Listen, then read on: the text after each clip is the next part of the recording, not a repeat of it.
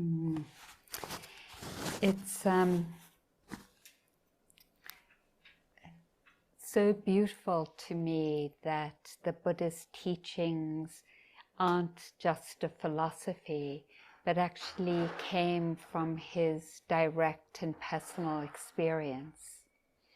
And that gives me so much faith in a way, although it's true also that my faith has grown over the years. But faith in knowing that here is one human being's experience, and it was a teaching, all his teachings, the teaching of the Dharma is the teaching from direct experience. And so after he had sat under the Bodhi tree and his mind had awakened fully, he offered the teachings of the Four Noble Truths. But I want to read what he said about his awakening, because there's different ways for us to contemplate it as well. And it feels like it's, in a way, whenever we hear the teachings, where we call in and remind ourselves that these are about the ending of our suffering, not just each of us here in this room, but the ending, the possibility of the ending of suffering for all beings. And that includes the ways that we, in our understanding as social justice activists, or however we understand liberation and awakening, that includes the ground of being for that activism. It's not separate. So I guess I'm saying that the ways that he framed liberation aren't just about us each individually and personally, but create the grounds for liberation for all of us and the ending of oppression and colonialism and imperialism.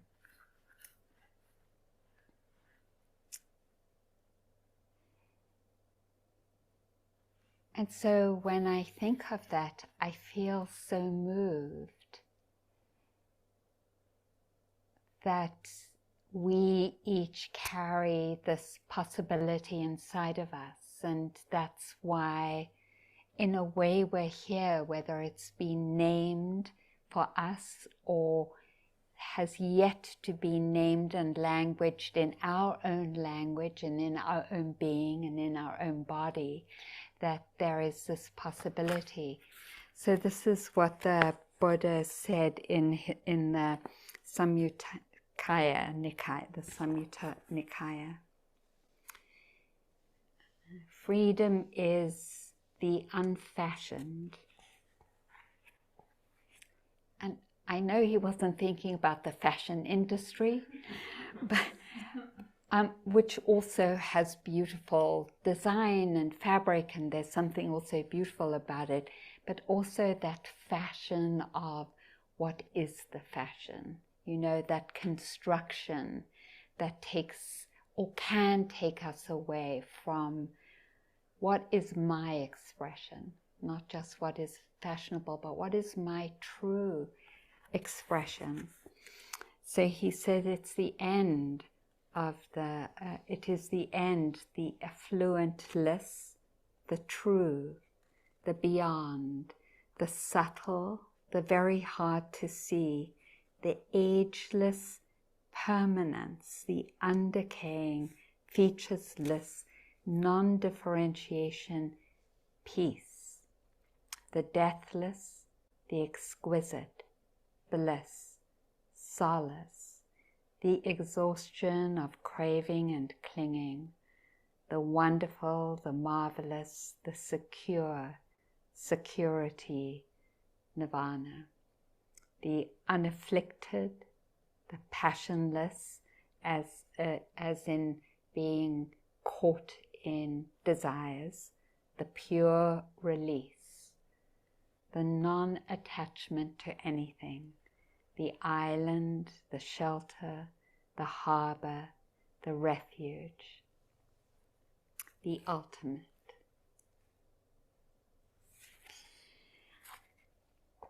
And in some of those words, the words that at different times, different parts of that description resonate for me, and to reside, to contemplate in the harbor. You know, in the refuges we took on, was it only last night? Mm-hmm. Oh my God, it feels so long ago already. Taking the refuge was orienting towards this description of where are the places we seek a harbor and a refuge that aren't really a refuge, and where is the real refuge? Where is our real harbor? And that's such a beautiful inquiry for us, because it's saying, where is my real and true home? Where is my home? And for some of us who have been immigrants, and this isn't the country where we were born in a way, at least for me, having lived in different countries, that's been even an ongoing question for me, because no country, once you've left your home for a period of time, that isn't quite your home, because here I have lived in the United States for quite a long time. I lived in Israel for quite a long time. I was born in South Africa, and I lived there for my first 11, 12 years. And so it's like, where is my home? Where is our home? And the Buddha himself had that question.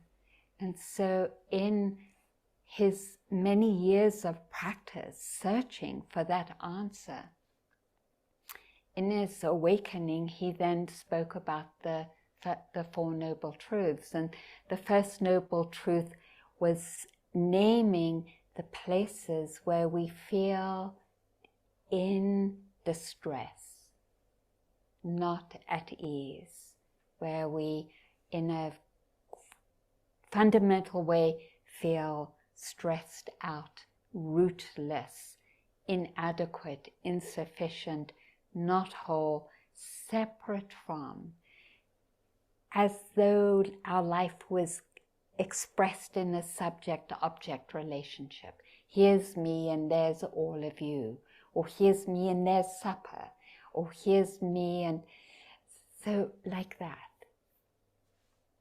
And so he said, I want to name this. This isn't just a personal problem. This is an expression that lives in all human beings who aren't awakened, in all countries, in all eons, timeless eons of the cycle. Because in Buddhism, it's said that there have been countless eons of the turning of our universe.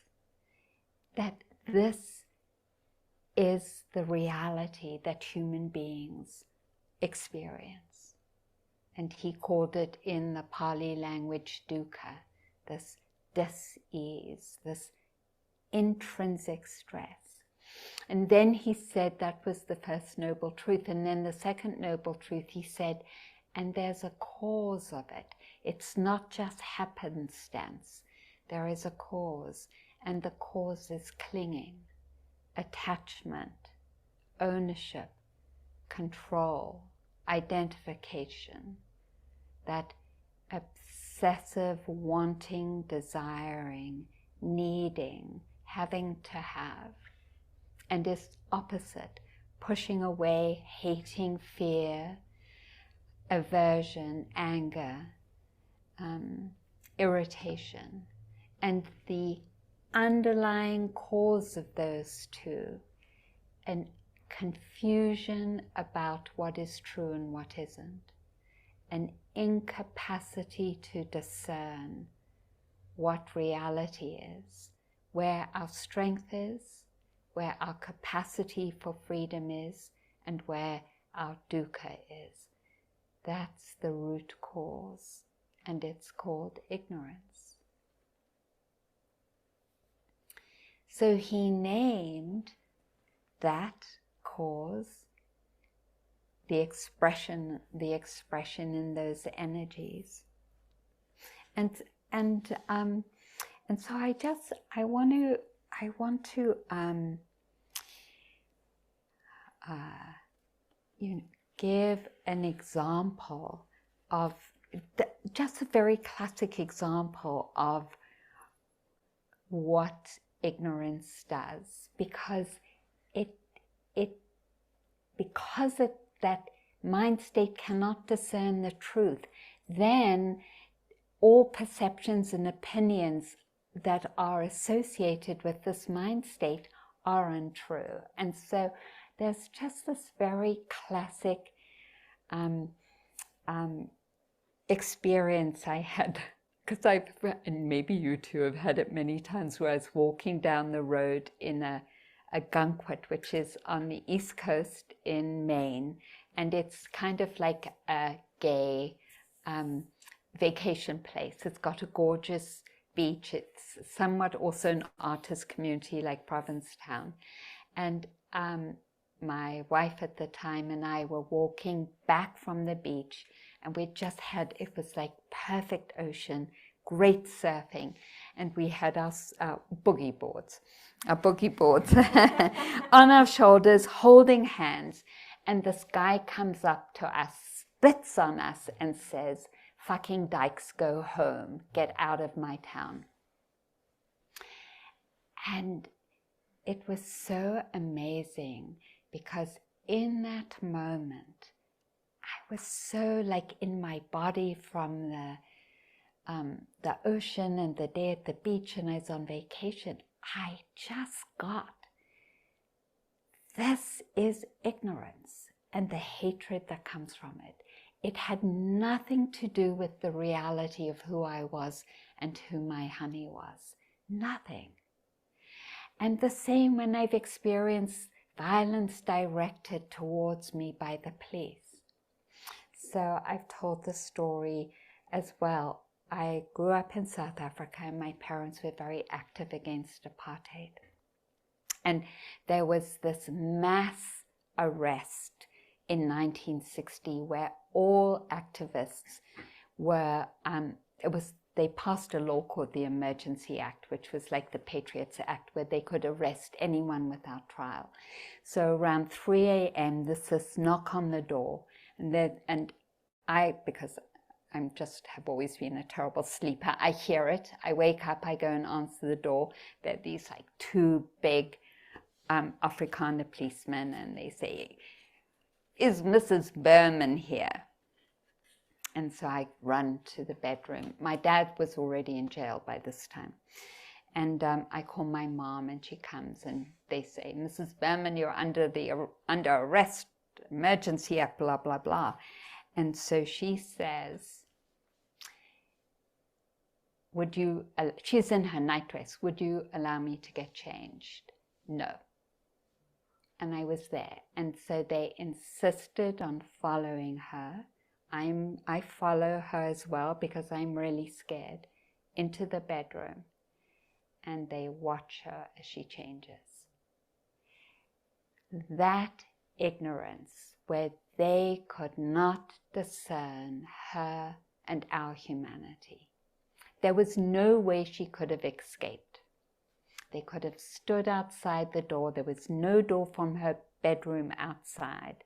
It just was that incapacity to discern reality, the truth of our integrity as human beings.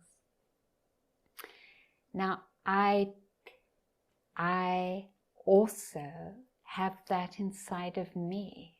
and so do you, and so do we all, until the mind is freed of greed and hatred and this confusion about what reality is and what it isn't, where suffering lies and where it doesn't. And the police and that man were following the path of suffering. They were divorced from reality, because reality is imbued with respect and kindness and peace and joy. A mind that is free of greed, hatred, and delusion. A mind that is freed from grasping and clinging and hating and fearing and being in aversion and anxiety and sloth and torpor and doubt. That's our path. Our path is reclaiming that capacity to be in right relationship to ourselves and to each other. And what's so amazing about this path is that it gives us moment-to-moment guidance on how to challenge that conditioning, that obscuration, and to free the mind of it.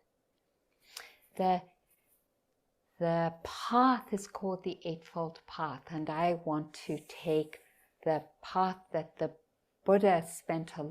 aspect that the Buddha spent a lot of time talking about, and we have already, and that is mindfulness. Mindfulness is a quality that lives inside of us as a capacity that we can grow, and that is the key leader of all the other energies that become the condition for liberation. It is the energy that we follow, that becomes our guide.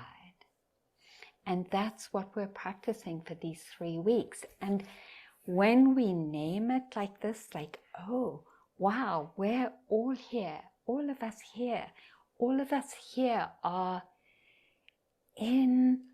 gathered towards this practice of claiming, growing mindfulness, because it is the leader of all the factors that, when they come together in our mind-heart, will open us to the experience of this peace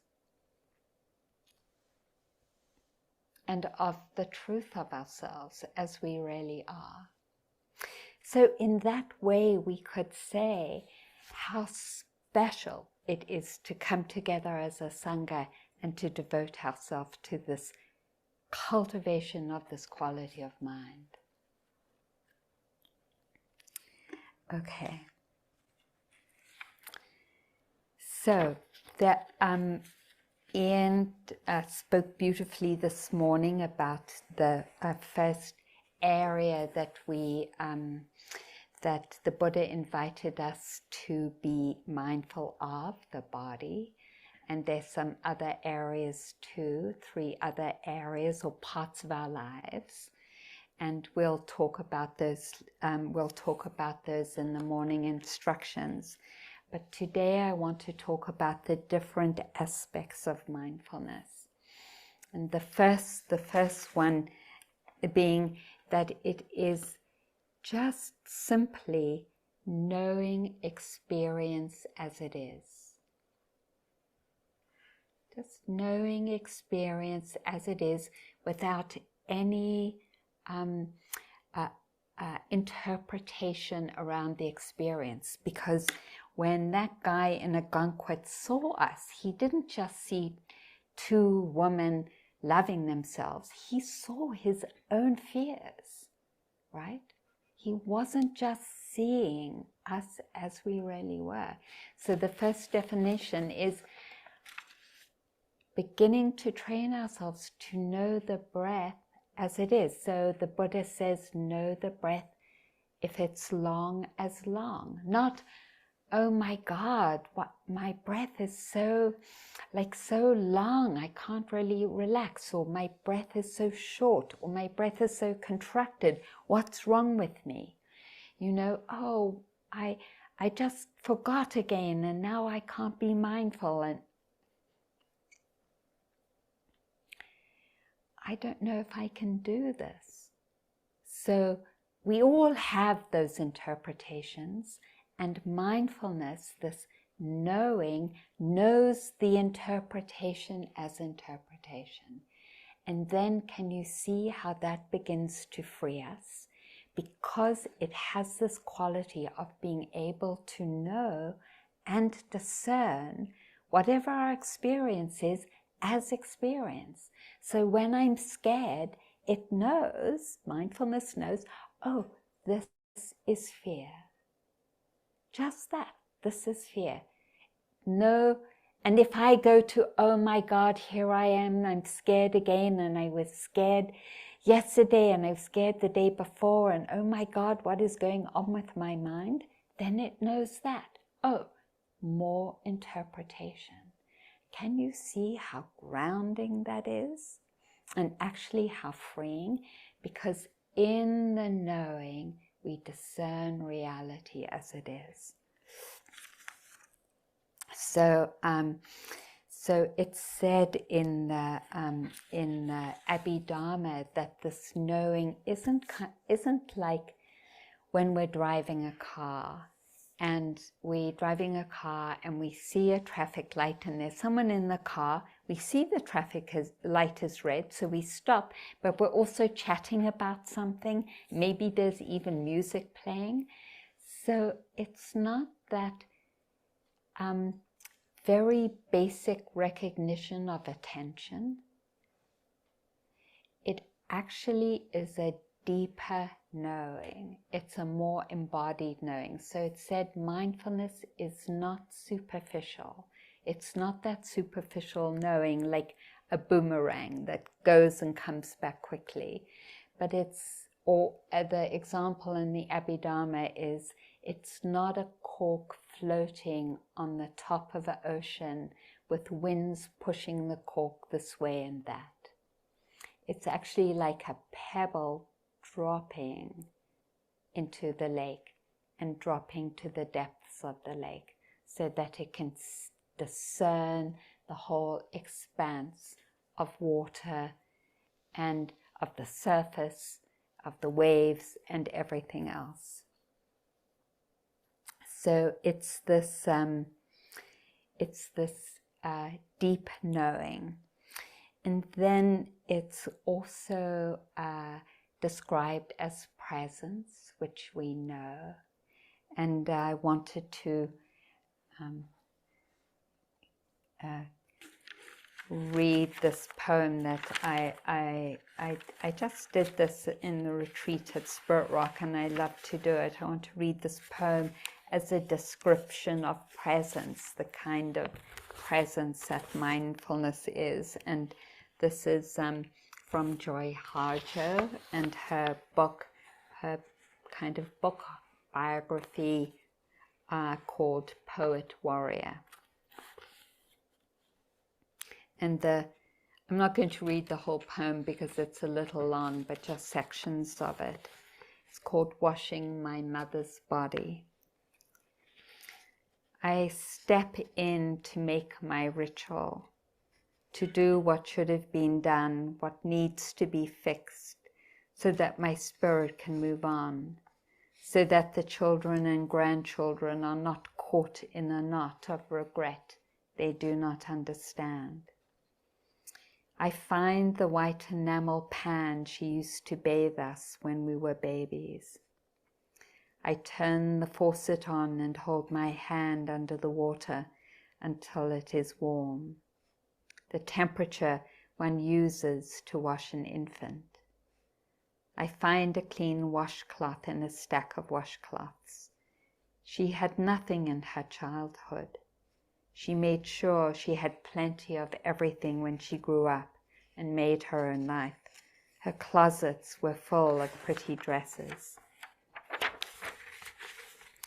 I pick up the bar of soap from her sink, the same soap she used yesterday morning to wash her face. When she looked in the mirror, did she know it would be her last sunrise? I move over pill bottles, a clock radio on the table by the bed, a pen, and set down the pan.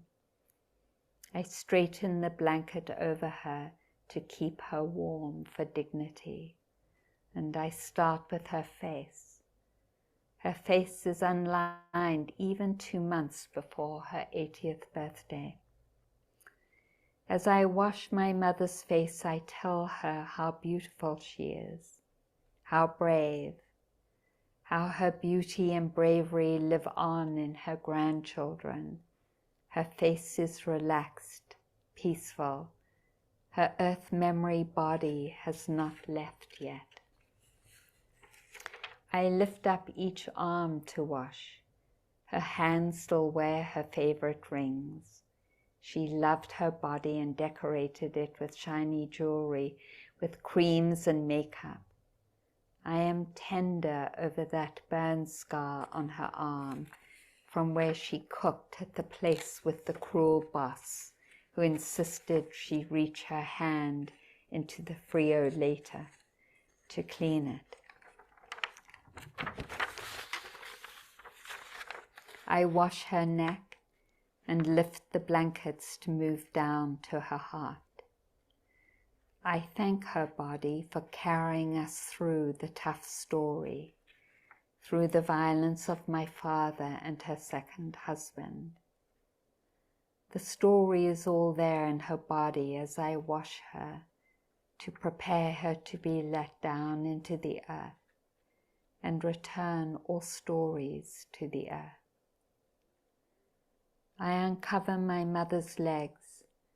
I remember the varicose veins that swelled like rivers when my mother would get off a long shift of standing and cooking. They carried more than a woman should carry. I wash her feet, caress them. You will have some rest now, I tell my mother, even as I know she was never one for resting.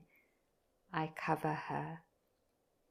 I make the final ring of the washcloth and drape it over the pan. I brush my mother's hair and kiss her forehead. I ask the keepers of the journey to make sure her travel is safe and sure. I ask the angels whom she loved and with whom she spoke frequently to take her home. But wait. Not before I find her favorite perfume. Then I sing her favorite song, softly. I don't know the name of the song, just a few phrases. One of those old homemade breakup songs where there's a moment of happiness wound through. And then I let her go.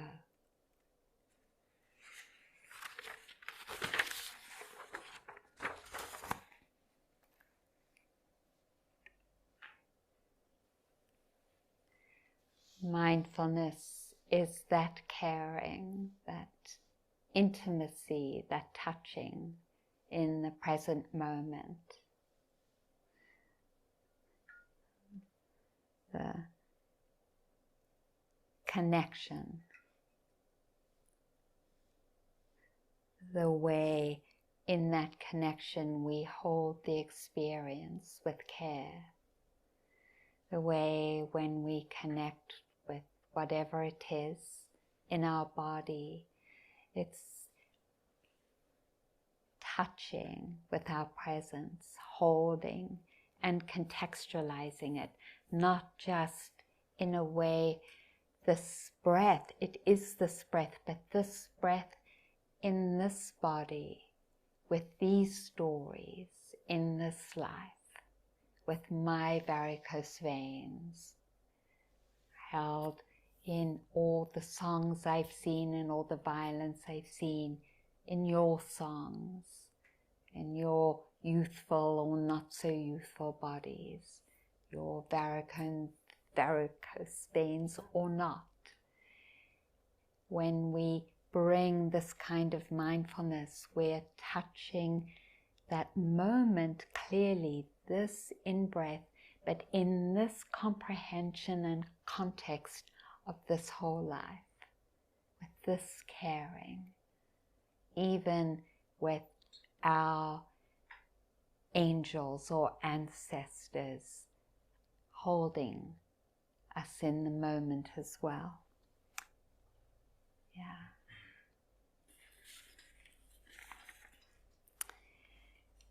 So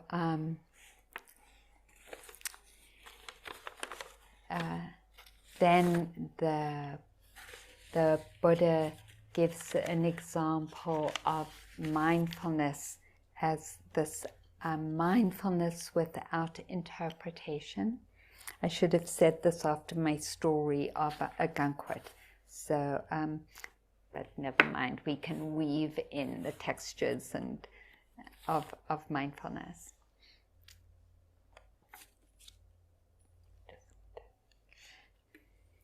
This is called the Bahia Sutta, and I thought maybe it would be fun to read a little bit of a sutta in the languaging that the suttas are written in.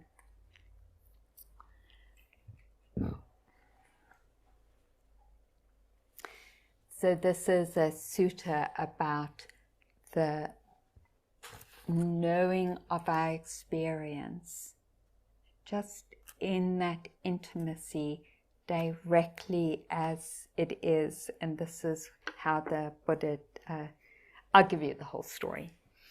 Thus, I heard at one time the Lord was staying near Savatthi in the Jeta woods at Anapadinka's monastery. At that time, Bahia of the bark cloth was living by the seashore of Saparaka, and he was respected, revered, honored, venerated, and given homage, and was one who obtained the robes, alms, food, lodging, and medicines.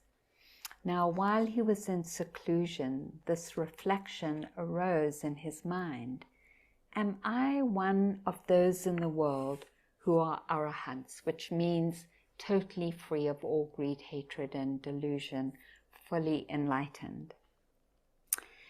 Am I one who has entered, or am I one who's just on the path to arahantship? Then a deva, who was a former blood relation of Bahia, understood that reflection. In Buddhism, there's a whole cosmology of different realms, and it's understood, it's taught that in these different realms, there are also devas who are consciousnesses without bodies, but can also become embodied when they come to the earth, who are have the psychic capacities to hear what people are thinking on the earth plane, and that it's said that devas are attracted whenever there is Dharma being expounded. So, hi there.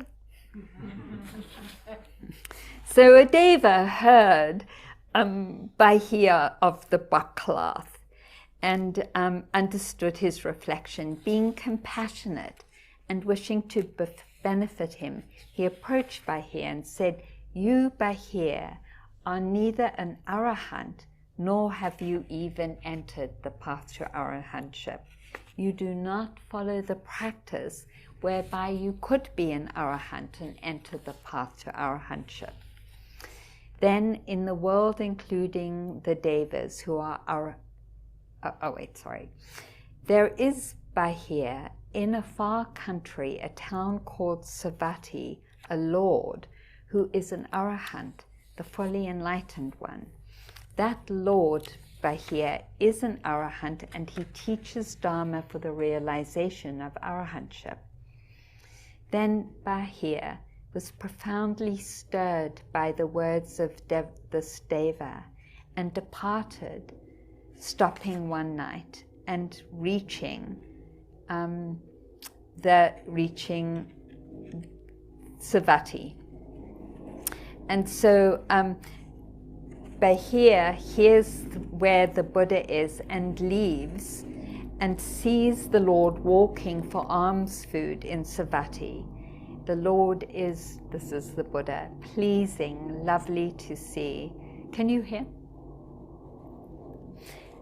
With calm senses and tranquil mind, attained to perfect poise and calm, controlled, a perfected one, watchful with restrained senses.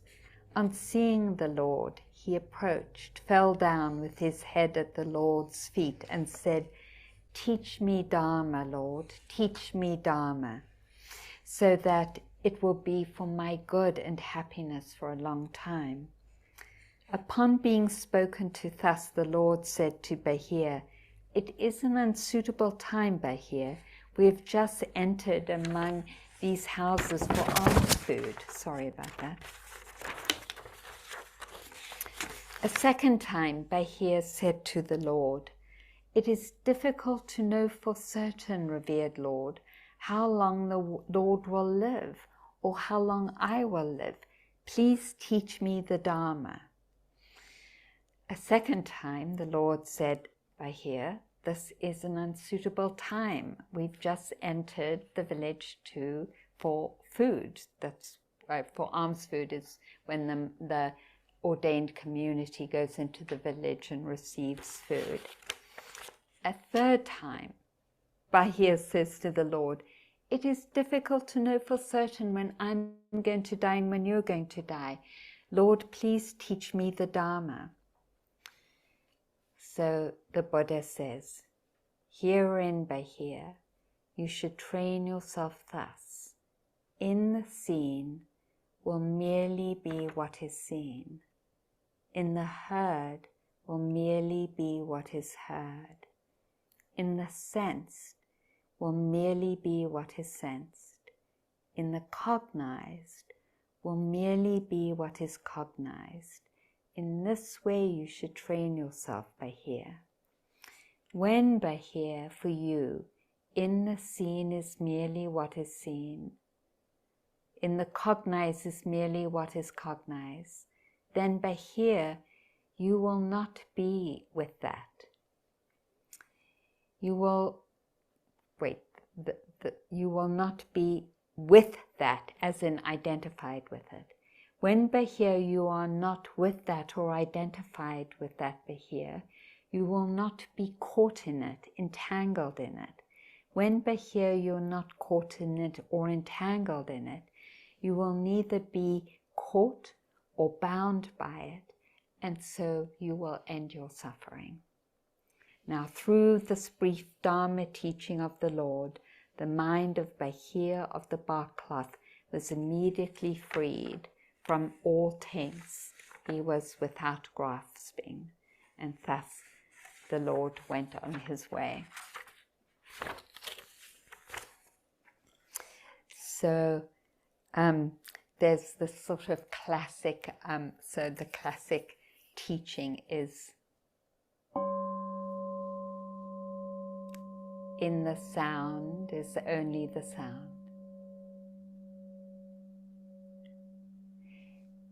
If we're just there with the sound, then it isn't, "Oh wow, oh wow, that's such a beautiful bell. I wonder where they got it from." This is me. That's what I thought when I first heard. "Oh, I went to Nepal and I couldn't find any bell like that. I must remember to ask Ruth where she got that bell from." And so my mindfulness was out the door. So this is what the Buddha is talking about, that mindfulness has this capacity to know the experience, whatever the experience is, just as the experience, without drifting off into a lot of different interpretations and what is called this papancha, the overflow of thinking.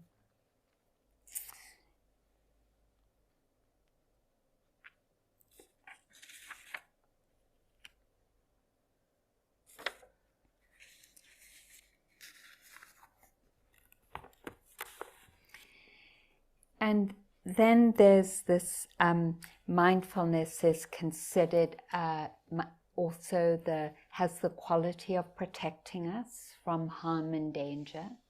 So when we are mindful and we notice the movement towards, for example, I'm walking on the path. I go for a walk every morning and I'm walking, and then I think of something, and then I'm thinking about, oh, how can this person, and I watch my mind move into a reaction or a judgment. Mindfulness, when it's there, can discern the judgment, and in the discerning, when mindful is strong, it disentangles from it. We're freed from it. It's like the strings or the ropes that bind us to the judgment begin to fray and untangle, and so we're freed. And so mindfulness is called the great protector of ourselves, because it discerns when something is unhelpful and unskillful, and in the discerning begins to support the disentanglement from it. Now, sometimes it takes mindfulness and also great effort when it's a strong habit. But the beautiful quality of mindfulness is that it has the capacity to discern, this is suffering, this is harmful, this is not the path of Dharma and my freedom, and this is the path. So mindfulness not only protects us from what is unwholesome, but it actually discerns what is beneficial for us, and it knows then to strengthen that. And in the discernment of what is beneficial for us, it actually strengthens that quality of mind. So, for example, we'll do a metta meditation tonight. Or guided, you'll have guided meditation to send you to sleep. When we're present with it, in the presence, in the field of presence, with metta as a guidance, the metta is strengthened. So mindfulness has this amazing quality of strengthening the beautiful energies and of reducing the strength of the harmful energies. And this is why it's called the great protector. Okay, so I know that I've been talking a long time, and to say that there's so much more to say about mindfulness and why we're cultivating it. Let me just see if there's anything that's... so it has this beautiful quality of protecting us. And then it has a beautiful quality, so I won't give any more examples, I just say it has a beautiful quality of stabilizing the mind. So this morning Ian talked about the capacity of being present and collecting the mind to a focus, and collecting it to know our experience, the breath or body sensations, eating, walking, any moment. In that knowing and connecting with our experience, we're beginning to build stability in the mind. And why is that important? Because if the mind isn't stable, it's impossible to discern what's going on. So when we talk about confusion and ignorance, the grounds for confusion and ignorance is a mind that isn't stable. And the suttas give the example of a lake. If a lake is very turbulent and like there are a lot of waves because of the wind, you can't see to the bottom. So you don't have the conditions to discern what your experience is. So the continuity of mindfulness builds this beautiful stability that then creates the conditions for insight. And so that's mindfulness as stability. And then I'll say lastly, mindfulness as investigation. Like mindfulness has the quality of investigation. So, if something's going on, like let's say I'm in a bad habit. One of my bad habits is that I go to bed late, much too late. And so, I'll be good, and then I'll notice that I'm just like, oh, like the last 2 nights, I've just been going to bed so late. And so then I'll be like, okay, so what's going on? That quality of inquiry and investigation. What is happening? Not like thinking about it, but more like what's up, and then dropping the kind of conceptual part and being present for that alert interest. What's happening? And usually what's happening is that something has gone on and I haven't acknowledged it. Some feeling, and I haven't acknowledged it. And when I don't know if this is true for you, but when something hasn't been acknowledged, it kind of moves out and expresses itself in one of our defended behaviors, right? So mindfulness as the quality that inquires and investigates. There is a teacher called Upandita who went into a monastery when he was 8 years old, and then became one of the most renowned teachers in the lineage of Mahasi Sayadaw.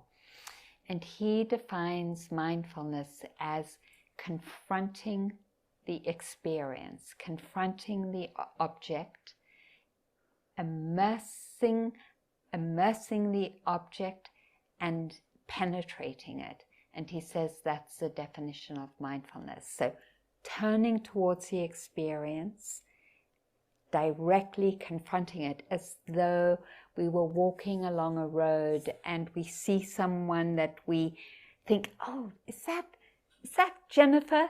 And you're like, is that Jennifer? And you're really like alert, and you're checking out this person's, like, is that Jennifer's walk? And then they're coming towards you and you're checking out, is that Jennifer's face? Like you're really turned towards in this open, what Upandita calls confrontation with the object.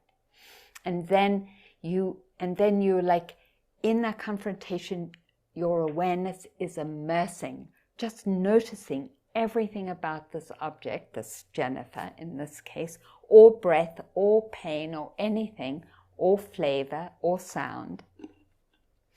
And then it said that the whole experience is known. And so, yes, that is Jennifer, right? So confronting the experience. We could also say, and this is from Analio, who is someone who has studied the Dharma a lot, a monk who is also a wonderful practitioner, who talks about mindfulness as standing by and companioning. So we stand by ourselves, and we companion ourselves, and we receive our life. Really, that's what it is, this great receptive, open, like the earth, receptive, receiving our life. All this to say that mindfulness is not just one thing. It has this capacity to relate through these different qualities that it has to the experience according to the situation. So sometimes if we're gung-ho, I'm going to get this, then mindfulness discerns that there needs to be more receptivity. Or if we're not really confronting, rather connecting to the experience, then more, confronting.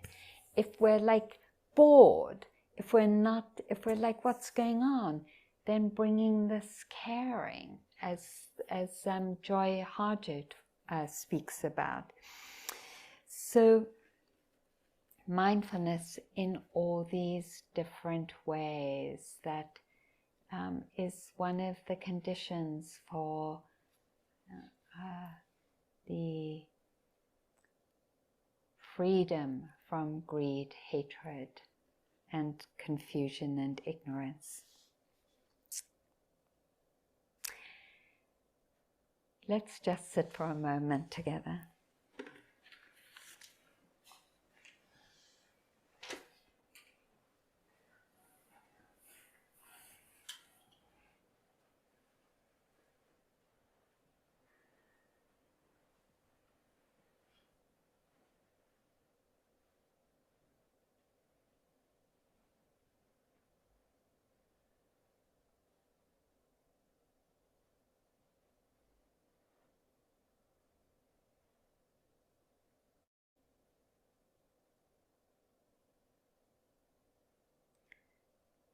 The experience and knowing it just as it is for a moment.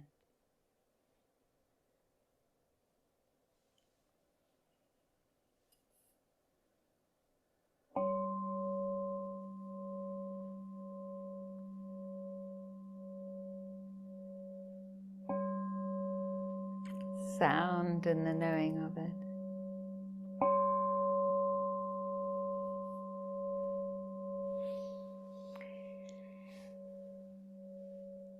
You have a question? Oh, you're just putting your hand up. Okay. Thank you for your listening online, Sangha. Thank you in-person, Sangha. Thank you for hearing a little bit more about the technical aspects of what we're cultivating.